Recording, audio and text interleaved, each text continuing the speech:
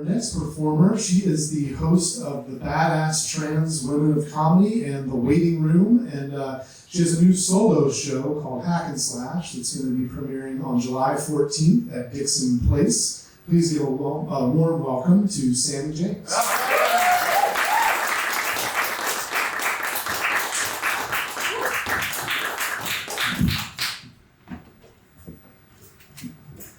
Hey.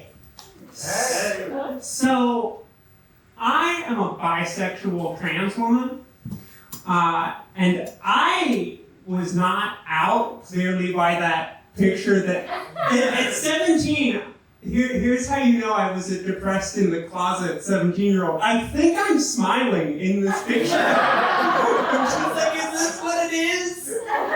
So I wasn't out. And I didn't even really understand either of those things in high school. It is really weird looking back and realizing all the crushes you didn't know were crushes at the time because you only thought you were attracted to girls. And it's even weirder realizing that you went through a bad boy phase you didn't know you were going through. But I'm realizing, just like, oh my god, that was just a whole lot of, if I'd known what this was and been able to act on it, it would have just been a whole lot of mistakes. It would have been ignoring a lot of red flags. But then again, I didn't even know what to do with the crushes I knew were crushes. I didn't know what to do with the attraction I knew for a fact was there, because in high school, the only understanding of trans identity that I was able to put together, the only thing that gave me some idea of what life is for a boy who wants to be a girl, which is the only language I had, was the available answers from horror movies and the porn and erotica I was finding on the internet with my misguided Ask Jeeves and Yahoo search results. So I would, when Grace asked me out, I said no because I didn't want to either A, kill her and wear her skin, or B, have her find out this secret of mine and lord it over me, forcing me into sexual servitude, which were the two options presented to me by the available media. And even besides that, a lot of times I didn't know if it was just finding someone attractive. I didn't know if I wanted to be with Jessica or be Jessica. And this confliction in my head resulted in, most of the time, me just staring at girls. Which, I don't know if you know this, just fucking creepy. And I knew it at the time, okay? I understood that. And I would be inside my head saying, like, you need to stop this isn't okay. I wouldn't, if I was able to be who I think I'm supposed to be, I wouldn't want someone staring at me. And that interaction just resulted in the staring becoming, which is so much creepier. I'm so sorry, class of 2007 high school girls, okay? But what I want to talk about is one of the other types of crushes.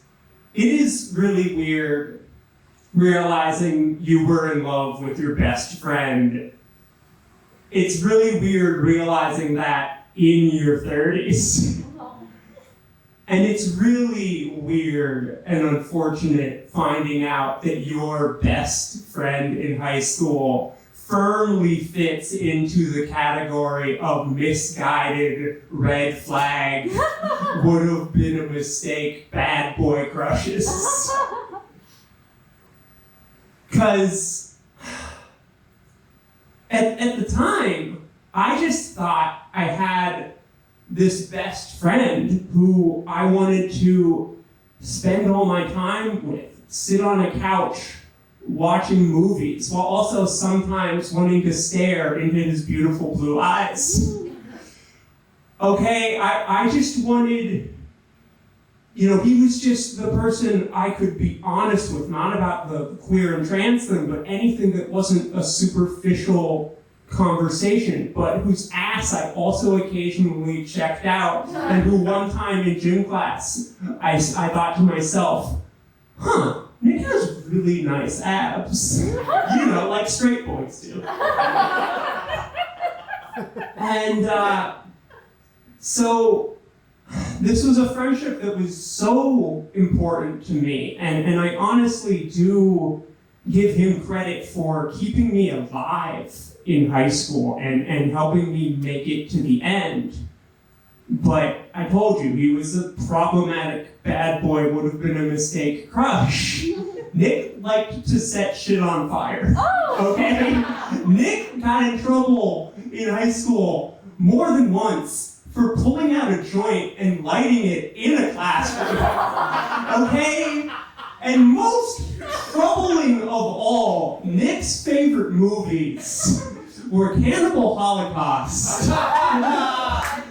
and American Psycho. Like, this would have not been good. But we got each other, okay? And it wasn't just having similar tastes in music and movies, although I just pretended to like those two movies. Maybe it kind of is like I was dating him. She was like, yeah, this movie's great. But, so, this friendship was so important to me, and knowing this guy for really my whole life, but getting really close in high school, it kept me alive, and we both, after high school, had to figure our shit out to keep going. I came out, Nick figured out his own self. He had family issues that he worked out. And we really became healthy adults until when we were both 27 and we hadn't seen each other in a really long time. I saw a news article months after it had happened. This guy who had been so important to me had died of a drug overdose after being put on painkillers. And I've had this intense pain in my heart where I didn't just, miss this friend, but it also dawned on me, holy shit, I was in love with him. And I miss him, and it's really weird to know that he was my first love, but I'm also kind of glad I didn't know it at the time, because as I've already said, I probably would have made a horrible mistake, and that's it for me.